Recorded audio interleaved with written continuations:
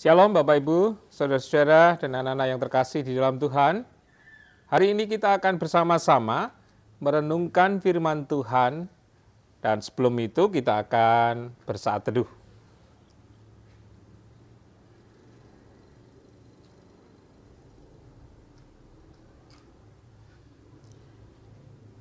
Firman Tuhan yang kita dengarkan terambil dari kitab 1 Samuel pasal 25 ayatnya yang ke-18 dan yang ke-19. 1 Samuel pasalnya yang ke-25 ayatnya 18 dan yang ke-19. Demikian pembacaannya.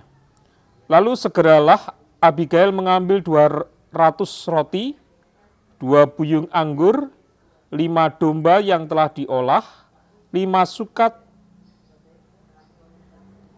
bertih gandum, 100 buah kue kismis, dan 200 kue ara.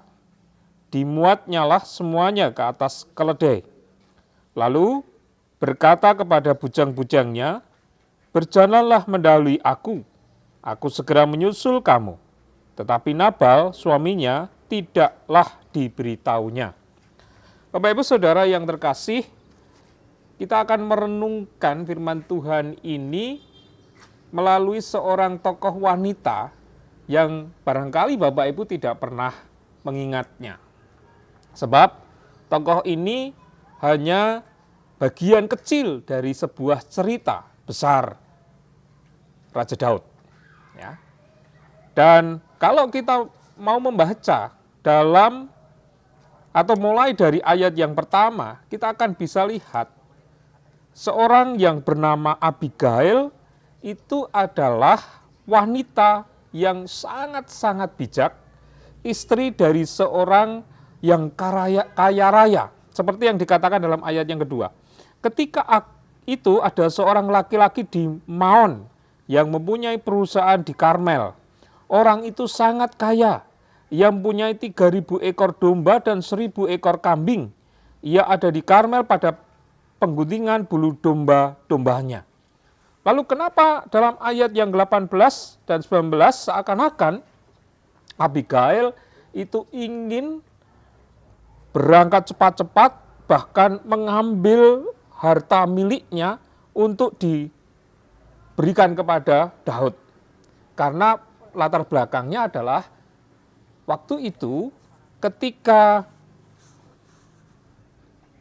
Nabal, ya, namanya Nabal. Waktu itu ketika Nabal, saat Daud meminta Nabal untuk memberikan makanan dan minuman untuk orang-orangnya, ya, dalam 1 Samuel pasal 25 ayat 3-8, Nabal menolak. Bahkan memaki-maki utusan Daud dengan kasar. Sehingga akibatnya Daud murka. Lalu ia mengutus pasukan sampai 400 orang. Untuk apa? Untuk menghancurkan Nabal dan perusahaannya. Untuk menghancurkan dan barangkali tentu membunuh Nabal. Karena Nabal tidak menghargai, tidak menghormati Daud.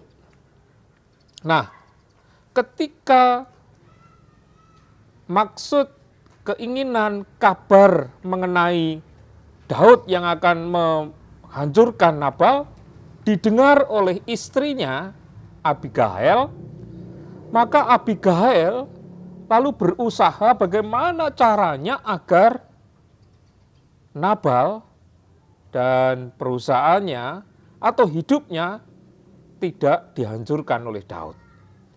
Maka kemudian ia mengatur strategi bagaimana agar Daud tidak jadi datang dengan 400 pasukannya untuk menghancurkan Nabal.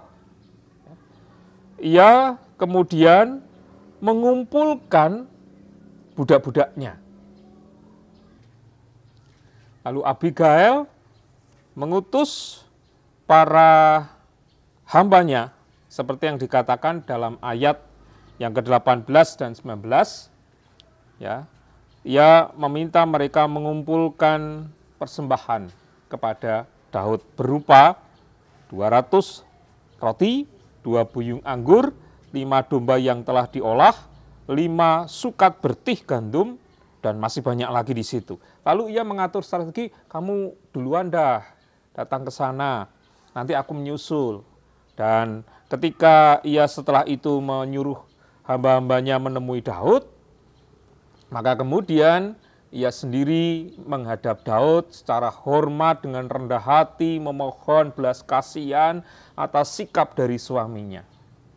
Sehingga kemudian dalam cerita itu ketika Abigail sebagai seorang istri mengambil sikap dan memutuskan yang baik bagi kehidupan rumah tangganya termasuk keselamatan keluarganya, semuanya berlangsung dengan baik. Ini menjadi teladan bagi kita semua, Bapak Ibu.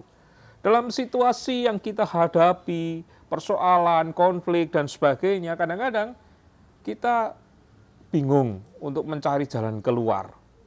Apalagi jikalau kita mendengar akan ada orang yang berusaha menghancurkan kehidupan kita. Kita bingung, kita takut. Yang jelas, lari gitu kan. Kita pengen lari saja. Tetapi apa yang dilakukan oleh Abigail menjadi teladan bagi kita.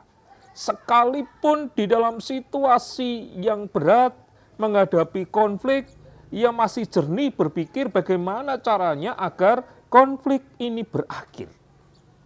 Sehingga dengan cara mempersembahkan kepada Daud, lalu menghadap sendiri, memohon belas kasih, itu adalah sikap-sikap yang bijak, sikap-sikap yang arif yang dilakukan oleh Abigail di dalam mengatasi masalahnya.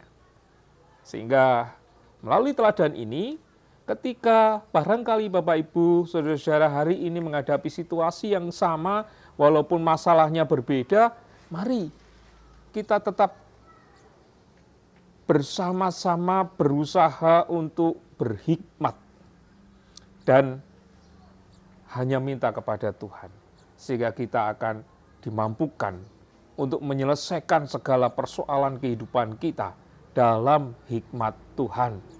Sehingga kalau kita berhikmat, segala sesuatu akan berjalan dengan baik.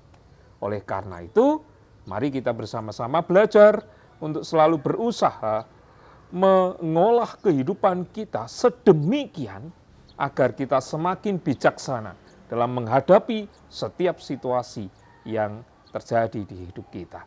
Kiranya Tuhan berkenan memberkati dan menguatkan kita hari ini dan hari-hari yang akan datang. Amin.